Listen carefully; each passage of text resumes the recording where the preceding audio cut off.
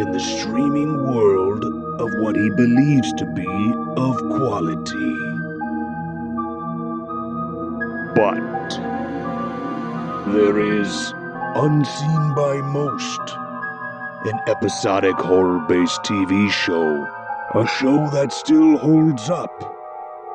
A show called Tales from the Darkside.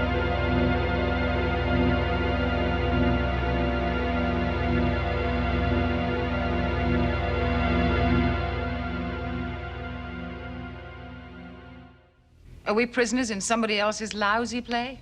No. I think we're prisoners in somebody else's fantasy.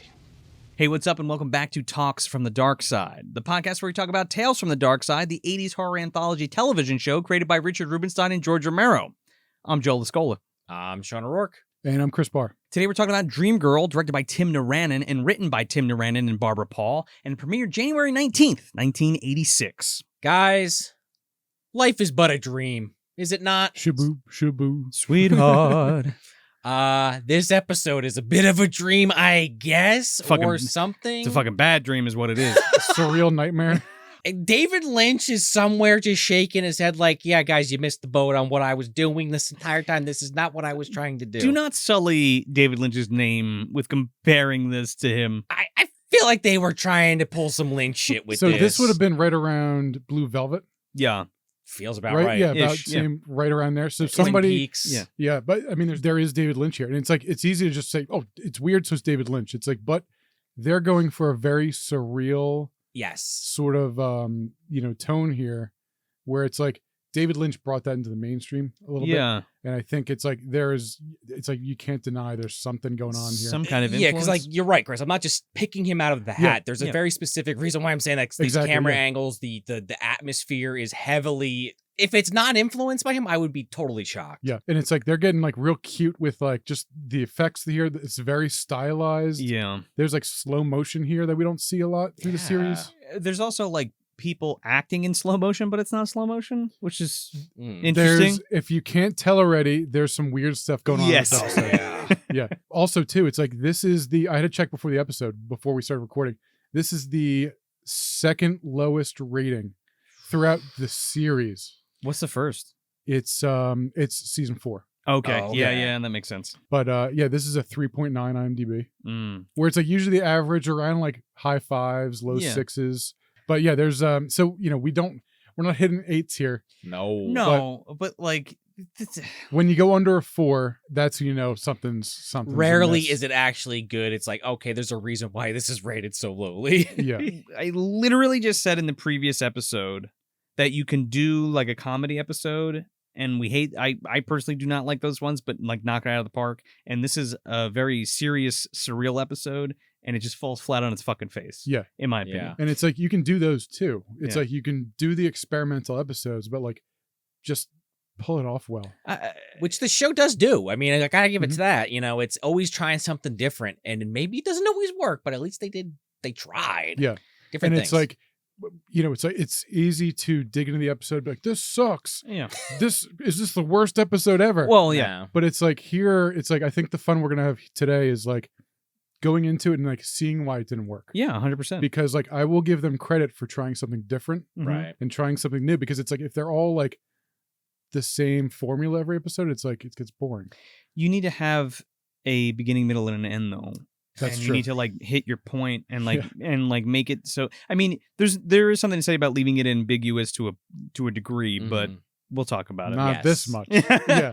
But before we get into that, can we get the Fangoria synopsis, please? So the official Tales from the Darkside Fangoria guide says members of a theatrical troupe are disappearing into thin air, much to the dismay of the play's director, Andrea. When she herself disappears and rematerializes in a strange, unfamiliar setting, Andrea realizes that she and her colleagues are ensnared in the dream world of a lowly stagehand. Yeah. That's. Okay, there's your episode. I mean, that's it. There's no. Yeah. It- That's why I'm like saying like the twist when we get to it is like, what the fuck?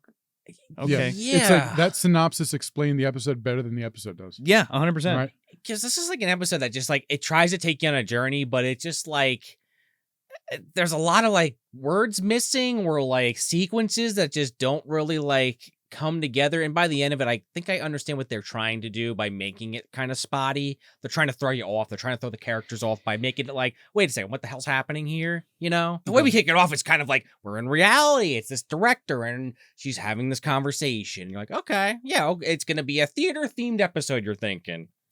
Yeah. No, it's not. I mean, it is. I mean, yeah, actually, it kind of is. Actually, it 100% is level. because, like, unlike the synopsis mentions that, like, she's put into a parallel universe that she doesn't know where she is. It's just the set of the fucking play that they're on. True, yeah. It's like we don't move locations. It's No. like we're in just one little like studio. Yeah. With a couple little settings you have of like just little pieces of like a patio and just little sets. It's literally sets for this play. Mhm. So she's ranting and raving because there's people, you know, Andrea's not nobody's around. Hold on a second.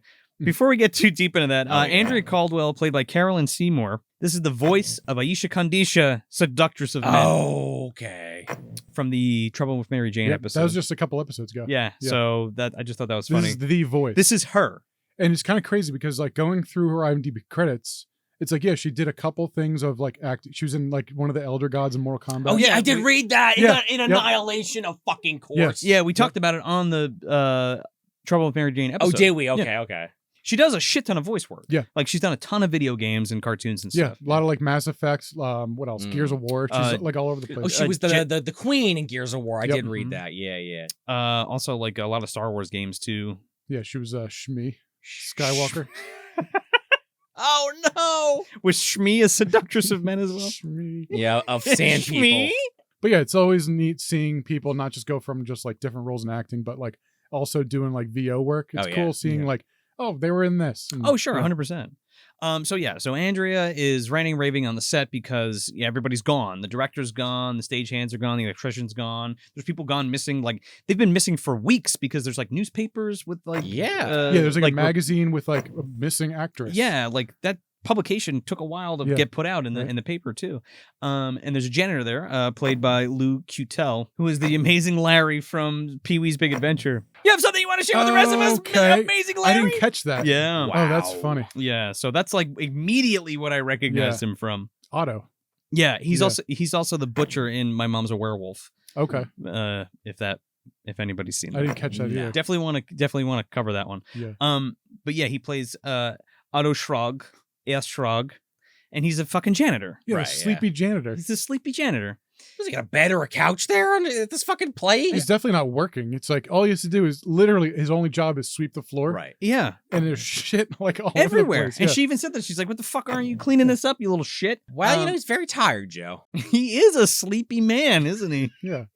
It's all conked out. So no punches are pulled with the beginning of this episode because it's just like, oh, there's Otto Schrog, there's Andrea, and now he's gonna stare at her intently and put her into his fantasy world. But like actually, Because he falls asleep here, Yeah, he like lays down. He has like a little bunk on set. which is and it's that's what like I'm saying. It's weird. yeah, we're early into the episode. We're already getting off to a weird start. And Already. it's all of a sudden Andrea's dressed up as like a German maid. Yeah, I thought I missed something. I was watching the screen. I didn't think I looked away, and I'm like, all right, I guess like I'm looking at like the wiki. I'm like, am I in the right fucking episode? Did I miss something? oh yeah, the way that it's cut. Yeah, she's just like zapped into the dream Yeah, world. there's no like somebody falling asleep, and Yeah. so it's like it's implied it's a dream, but it's like how did we get here? So he Or- literally in. like broomed Yeah. off off camera and then laid down and went to sleep. just like a Literally. narcoleptic janitor. But again, like the editing and the way it's presented, they kind of do want to throw the audience off a little, but it's like almost too confusing. Yeah, but then she starts getting commanded by this voice that she can't see, and it's clearly Otto Schrog. Right.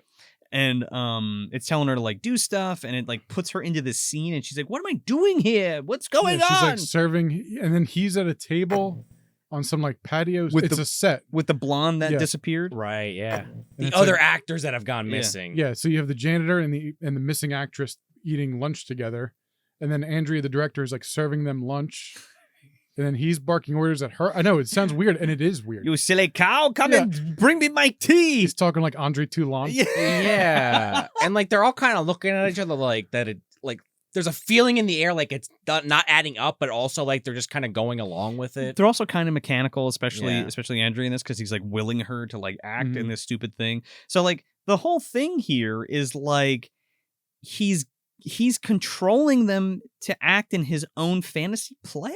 Even to the point where he's making her like walk forward and backwards kind of at some points. Yeah, and then another thing too is like during this like dream, it's like there's always like smoke in the background, like fog. And it's always got that hazy effect around the lens too. Which again, like makes me jump right to Lynch. But then there's like even scenes where like it's just like a scene kind of just comes to an end, but like without any like resolution. Yeah, and it's like it's weird. Like the next thing starts happening. Like, whoa. Was that intentional? Like clearly it was as you continue to watch, but it's like I don't want to sound like a broken record here, but it's very disorienting. It gets super confusing because they're doing these.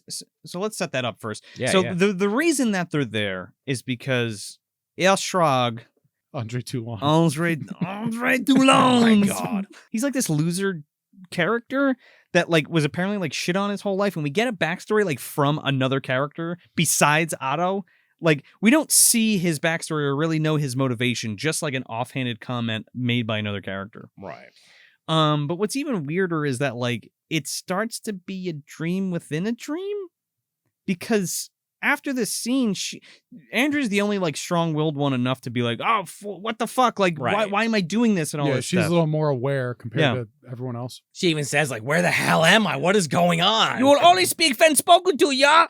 And then she like gets, and he like snaps and she gets sent back, but not really back, because she's like in like a holding pen, but she looks like herself, but she's also still in the dream world. That's right. Yeah. And it's like she's back in her regular clothes. Yeah. But But now she's we're still in the dream. Yeah. It's still all hazy and you know, soft looking and everything. I do like though the one thing they do here where like the actress just has short hair, but whenever she's in the dream, she always has that long curly hair. So like if you're not 100% sure what's going on, at least there's like that constant throughout. If you can't catch like the costume change. Well, sure. Yeah. To be fair, it's got you know. So she pops out and then she pops back in. Again, there's these scenes that they're going through, and like Sid Grossinger is there as well, and he's the director of the play, and he also wrote the play. And she's like, "Oh, it's Sid Grossinger. What are you doing here?" And he's like a maitre d'. Yeah, now he's a maitre d'. And he's got like this whole like backstory where like he was like a famous doctor, but then like lost his job and then became a maitre d', and like that's the part that Otto had wrote for him. And this is all like backstory explained by Otto, the janitor / like, you know, fantasy lord, whatever's going on here. But now he's serving Otto, and Otto has like he's like this rich guy who wears like sunglasses. He's got like a toupee now. Oh god, that hair looks bad. He's got his slick clothes on. He's got like tennis rackets and shit, and he's like supposed to be like this. It's a high society. Yeah, this high society dude, and everybody's like below him because apparently like everybody treated him like shit. So this is like his weird fantasy play. Right. And I love how like Andrea's walking up and she's like in the kind of like the Swiss like maid kind of outfit, or Swiss like working at the like bar kind of. I don't know the term for it. Yeah, it's like a German. It's like a St. Pauli's girl. Beer lady. She comes out with the tray of like what's it, like coffee or something, or hot water, hot tea, and she's like shrinking. It kind of made me think of like Alice in Wonderland a little, and I like the way that the camera work does to kind of show like her to be more demeaning by the angle of it and everything. And she takes the cup and she goes to pour it, totally misses, pours hot coffee in his fucking lap. On purpose. Yeah. He's like, oh, you did this on purpose. Take this, you fat slob. And she's like, I don't know. She looks very perplexed. Yeah. And then, Otto starts like screaming at her, starts screaming at Sid Grossman, who's like, you know, the maitre d'. Yeah. How could you accept this, you know, failure of a hostess and all this bullshit. And then they get zapped out. Right. Into the dream world again. Like just trying to follow this here is like, wait, then this happens and this happens. It's like, it's just as abrupt as we're describing it. Yeah, because like Otto's writing these parts for them to play, but when they're not doing the scene, they get zapped into like this one place. The green room. The green room. Where it's like everybody's just kind of there together. Yeah. Right. That can like talk to each other and, we're in a dream. No shit. Well, yeah, but it's weird. Like, why would you put them together? I don't. It's like you can't. They never really make sense of what's explain going it. on I guess here. because they need to come to like they need to get to the end of the plot. So Yeah. they're like, well, they need to talk about this at some point.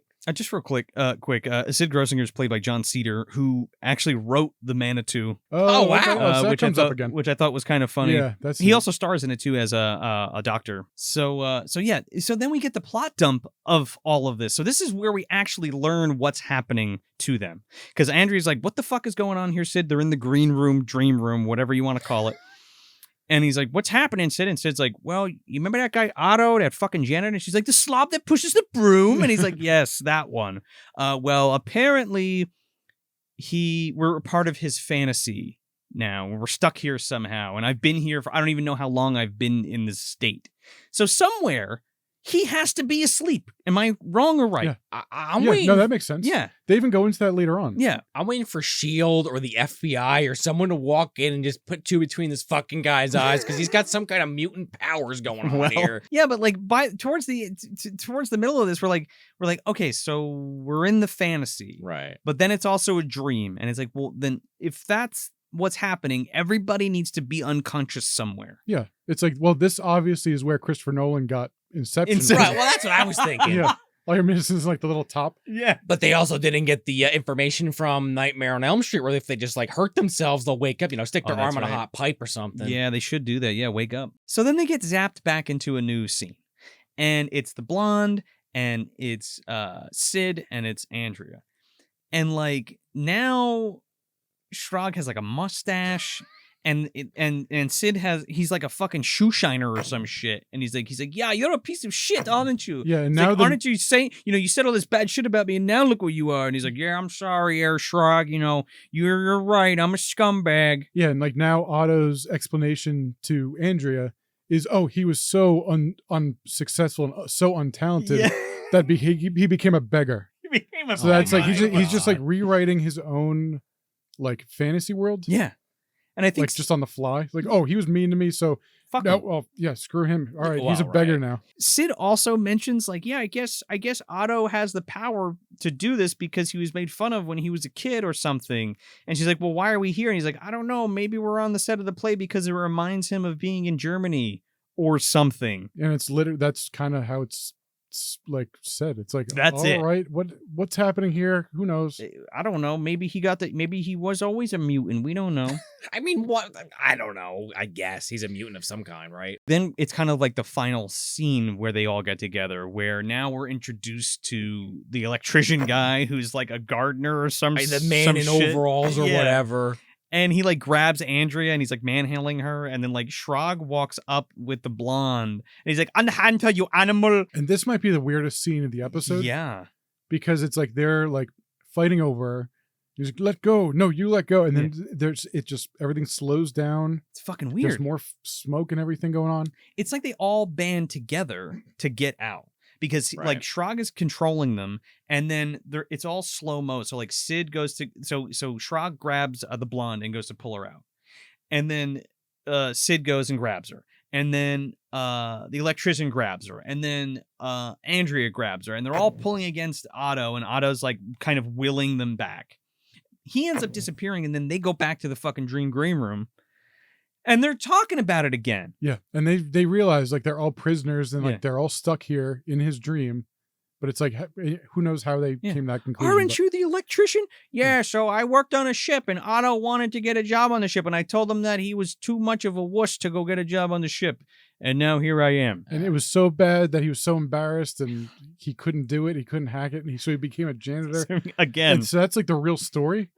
No, that's So just it's that's like- just something that happened Yeah. earlier in the day Yeah, or like the last guess. week or Yeah. something. Andrea, I believe, she figures it out. She's like, we're all in a dream. We're all sleeping, and inside it, we're in a dream within a dream. No shit. And it's like, okay. So she goes and she finds somehow Schrog has left himself wide open for this. She walks over to him and wakes him up. Mhm. And when he wakes up, she pops back out into the real world. Nobody else is Yeah. around, but it's her and Schrog. They're back on the set in the real world. Yeah. It's clearly the real world. It's Yeah. not like the Yeah. dream real, whatever. There's no fog on the lens Yeah. It's and no yeah, smoke. Exactly. She's wearing what she had on in the open. Yes, and he's pushing the broom, and they're like looking at each other, and she's like, and he just walks away. Yeah. He's all embarrassed, like his, Yeah. tail between his legs, just like, But she doesn't reprimand him or anything. Even though all those people are missing in the newspaper and everything, but okay. Well, they're still not there, and she's just by herself. Yeah. And wouldn't waking him up bring them all back into the real world? you'd think so. Yeah. Gotta kill him. That's Just- what I think. Two between the eyes. Just murder him? But they didn't come back when he was awake before. No. Right. So it's like, So yeah. what are we doing here? I don't know. And then this has got to be the weirdest part of the whole episode, which really doesn't fucking make any sense, because she's like, where's everybody? Oh no, I need to go back to sleep and get them out of the dream world. So she takes a handful of fucking sleeping pills, curls up on like a director's chair. How uncomfortable does that look? And then it like pans over and the electrician is asleep on some sandbags and it like goes into his head and then Yeah. it's like his dream. Now he's back all of a sudden, and it didn't show him in the real world before until now. But he's sleeping. Yeah. Why is he sleeping? It's like nobody's getting any work done on that No. set. Everybody's just Everybody's snoozing. taking a fucking nap. Do they have the painting from that other episode? Is that in that place somewhere in the theater? The curse or whatever? Like, what's happening here? I don't know. The Sandman's there The sprinkling. Sandman painting. Yeah. Obviously. Yeah, but like she takes sleeping pills to go back into Otto's dream, who's now awake. Or the dream world. We're gonna have her own dream again. Like, is this Inception? Like, Is what's it the like plan? a shared dream universe? Or, It must be. you know? But like I thought Otto was commanding it. And if he's not commanding it, how could you possibly be trapped there? That's why when he woke up, they all should have came back. But now we're in the fucking Bonaducci's dream or whatever the fuck his Yeah. name is. The electrician guy. But Otto's also there. But now he's fucking bald and serving champagne and he's Yeah. like, oh yeah. And they're all on a boat. they're on a boat and he's Yeah. like captain whatever. And Yeah. it's like the electrician guy now is in control of the dream or the fantasy. So it's like his dream. And like Right. Sid is fucking driving the boat, and now he's with the blonde, like the electrician's with the blonde, and Otto's the butler, Yeah. and Andrea's just herself on the boat. And she just is like this to the camera. Oh my god. then it Oh cuts. my god! Credits. Which I guess what's the implication now? She got to deal with this guy's fucking fantasy before she can make any it's like, progress. I think if- she just if jumped she into does. somebody else's fantasy Yeah. world. But Does she have the power? Does the electrician have the I power? think they all do. like, what was in those sleeping pills? I don't know. It's just She actually dies. She's actually foaming at the mouth right now, and this is like what she sees in the afterlife. it's just like we're led to believe that Otto has some type of supernatural power, but now all that's just shattered because it's like, well, Right. now he's awake, nobody's back, and now we're going into the other guy's thing, and now he's controlling it. So it's like, well, who the fuck? Yeah. What's so going Otto on? was really just some like loser. Nobody. Was it- Without any powers, and Yeah. you can do it if you just concentrate hard enough. or you sit in the right spot at the right time of day. Who the fuck? You have It to was fa- just a really comfy chair. Yeah, you have to Yeah. fall asleep in this production space is what right? it is. Yeah. I don't know. It just ends, like I said, and then It fucks right off. I don't know if we even have much more to say other than where are you guys putting this one? This one's low, but again, Yeah. I will give them credit for at least attempting something new. Sure. So like it's like I'm glad they tried something new. It didn't work at all, but if it landed, I feel like it would have been a little.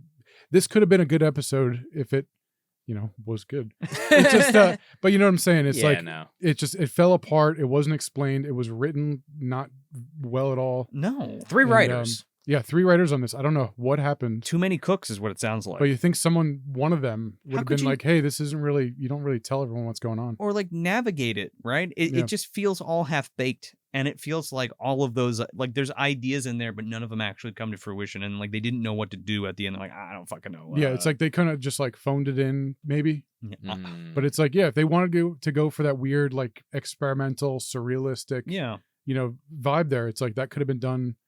It just they didn't have what it takes to pull off this kind of No. episode. no, but like go for it. Yeah. right. Like the dream world's not weird enough. It's just the set. Yeah. You know what I mean? And Yeah. there's like wacky situations, but it's not surreal enough to pull it off. Like make it weirder, and maybe I'd be into Yeah, it more. do a little more than like slow motion and like yeah, just adding some fog in the background. yeah. Giving Yeah. someone a wig. And for all those reasons, I would straight up skip this episode. If you really are into like surreal shit or you're a Lynch fan, again, like it doesn't even hold a candle to it. But like I was joking earlier, it feels like they tried to do Lynch, but they missed the point. I mean, it's still there a little bit, don't get me wrong, or else I wouldn't even be saying it.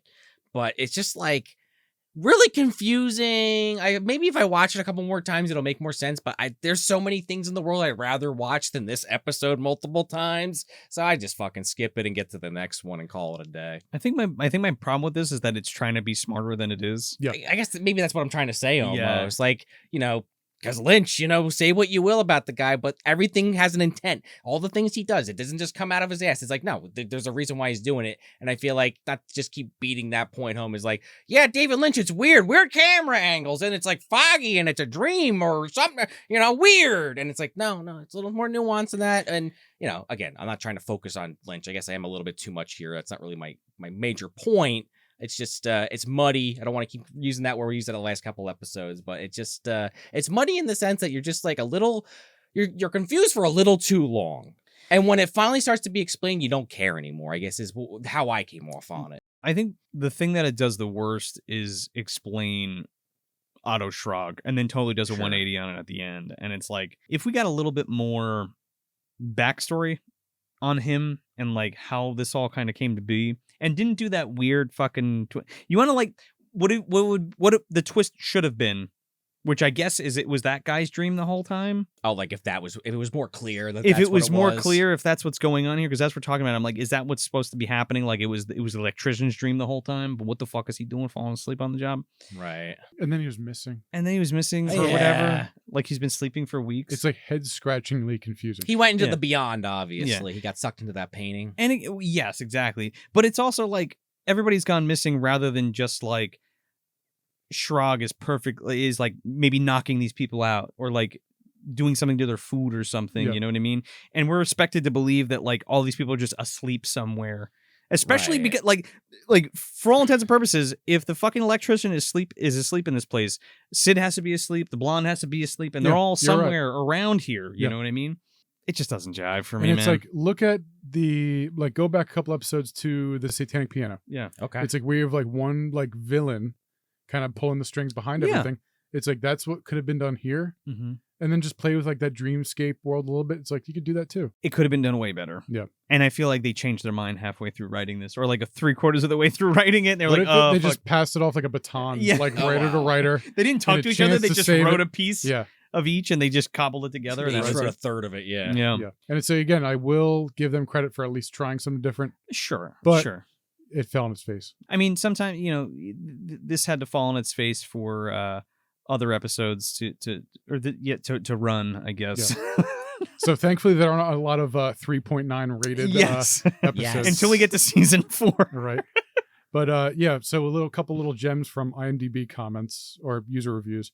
Somebody said these episodes are completely alienating for the viewer, who must sit through 20 odd minutes of nonsense before being confronted with a lukewarm explanation.